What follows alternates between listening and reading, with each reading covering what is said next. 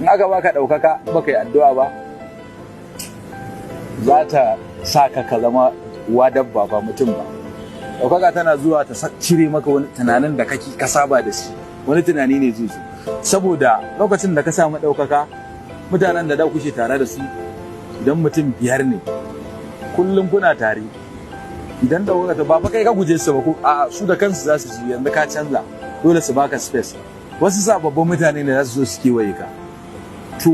a wannan situation din in dai baka yi addu'a ba,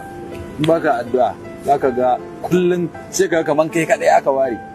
kaga wannan masifar ta to amma in dai kana da yaƙini akan ubangiji kai addu'a to ba wani abu da zai so. Wani fa kuna tare yana can gefe shi burinsa kawai a shiga masifa,